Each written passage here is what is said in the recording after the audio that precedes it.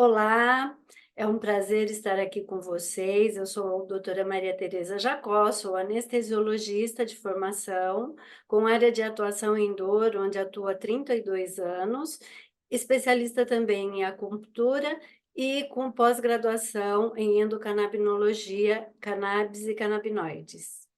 Hoje eu gostaria de discutir com vocês um caso da minha clínica de mieloma múltiplo.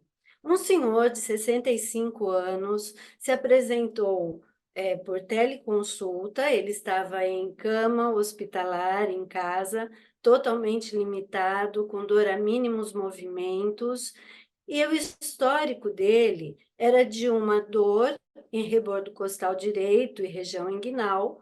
Na época, ele fez há 6 meses, na época fez alguns exames de imagem e foi atribuído a uma osteoartrite de quadril que ele já tinha.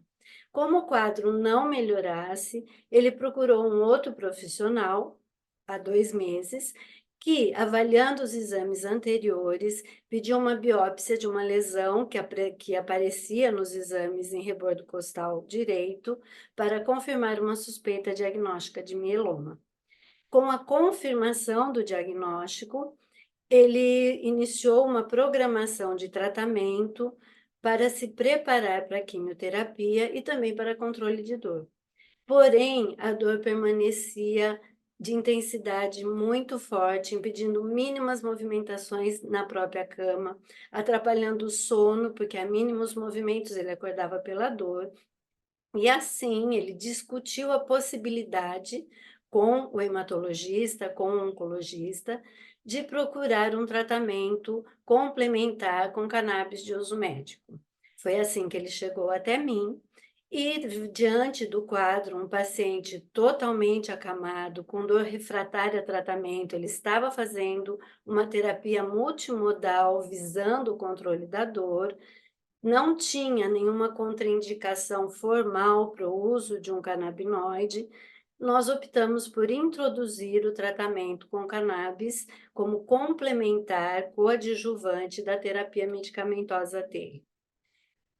Foi introduzido um produto full spectrum, ele não tinha contraindicação nenhuma ao uso de THC em baixas dosagens, tanto por comorbidades que ele não apresentava nada importante associado, como pelo uso de medicações que não teriam interações medicamentosas que viessem a complicar o próprio quadro da doença ou a impedir um bom resultado com a quimioterapia.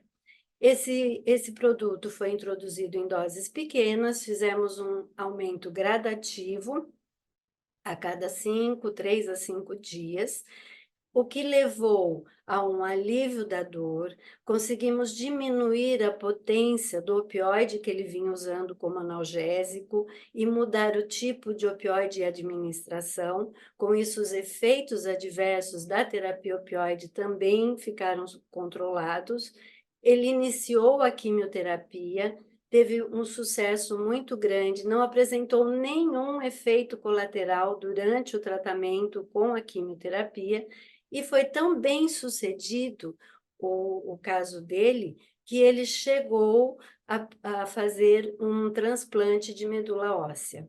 Esse paciente, gradativamente durante o tratamento, recomeçou reabilitação física com fortalecimento muscular, primeiro no leito, depois com fisioterapia em casa.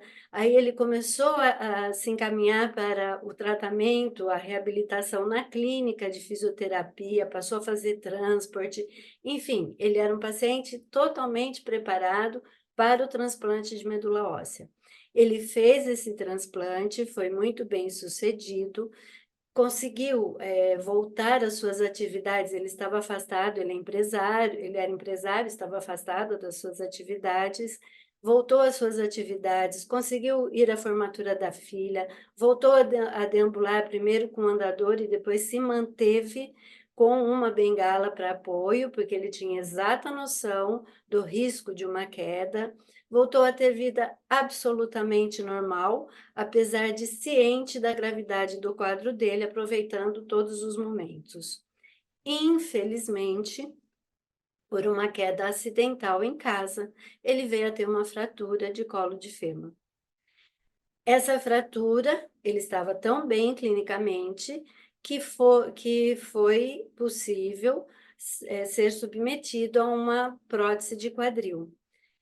Foram feitos todos os exames, ele foi preparado e fez a prótese. Infelizmente, ele teve uma parada cardiorrespiratória no final da cirurgia e evoluiu para óbito. O que eu acho importante nós considerarmos nesse quadro? Primeiro, nós sabemos a gravidade de uma patologia como essa, o mieloma múltiplo com diagnóstico tardio, a expectativa de vida é muito pequena, e nós estamos falando numa cirurgia realizada 2 anos e 9 meses após o início do tratamento com a cannabis de uso médico. Durante o período de quimioterapia e depois pós-químio, ele recuperou a qualidade de vida, podendo participar de eventos familiares importantes, podendo retornar às suas atividades na empresa, ou seja, a qualidade de vida dele foi totalmente recuperada. Ele não teve limitações, ele conseguiu fazer um transplante de medula óssea e foi uma fatalidade o que ocorreu, mas ele teve uma sobrevida feliz e uma sobrevida muito além da expectativa. Era um paciente que tinha indicação, porque nós temos que ter em mente que nem todos os pacientes têm indicação do uso de cannabis. Ele já estava num tratamento multimodal, bem estabelecido, bem feito, para o tratamento de uma dor crônica, uma dor oncológica. Porém, esse tratamento não estava surtindo efeito. Ele não tinha contraindicações ao uso de um produto contendo um full espectro, contendo mais canabinoides, contendo THC. Porque, por exemplo, se ele fizesse uso se ele fosse um paciente com uma cardiopatia, uma arritmia cardíaca, e a arritmia não estivesse controlada, por mais que tivesse indicação o uso de um full espectrum com THC, nós não poderíamos usar.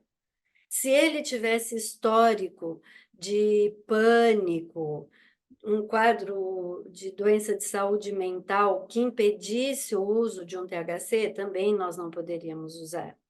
Nós sabemos que também durante a quimioterapia, dependendo do tipo de imunoterapia que ele pudesse ser submetido, nós não poderíamos utilizar a cannabis, porque o CBD é imunomodulador, o THC é imunossupressor, mas poderíamos impedir o desenvolvimento de um resultado adequado da quimioterapia.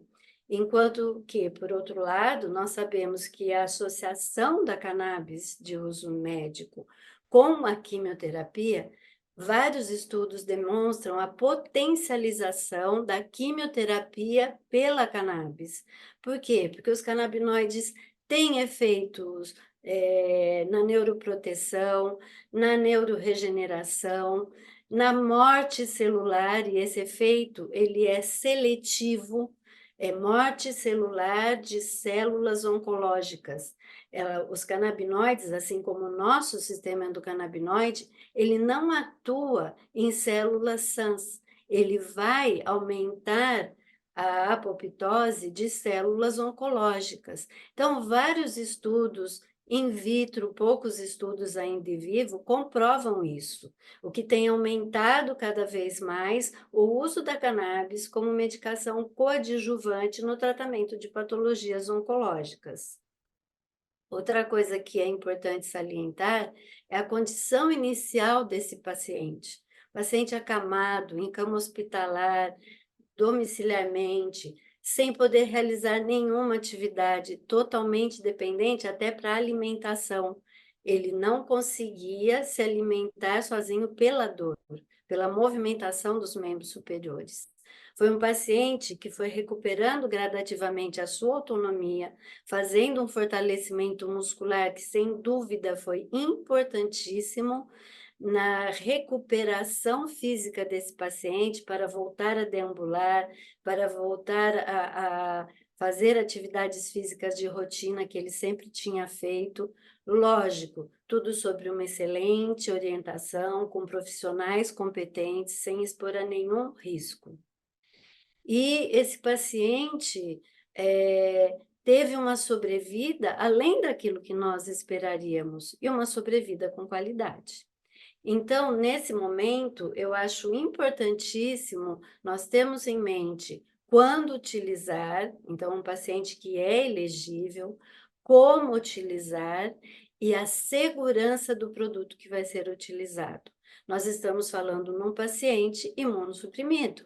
Nós temos que usar produto que seja de grau farmacêutico, para que nós saibamos exatamente quais os canabinoides que estão presentes, quais as concentrações desses canabinoides e se existe ou não contaminação de qualquer tipo.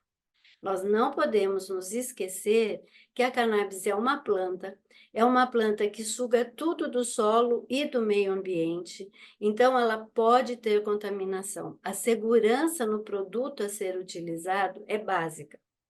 E o conhecimento na escolha de qual produto utilizar também. Então, eu gosto muito de relatar esse caso, apesar do desfecho final, porque esse desfecho seria esperado bem anteriormente e com uma qualidade de vida péssima. E nós vimos que não foi nada disso que foi observado no caso. Era isso que eu queria passar e conversar com vocês hoje. Estou à disposição, meus contatos estarão sempre abertos a vocês. Tenham todos um bom final de dia.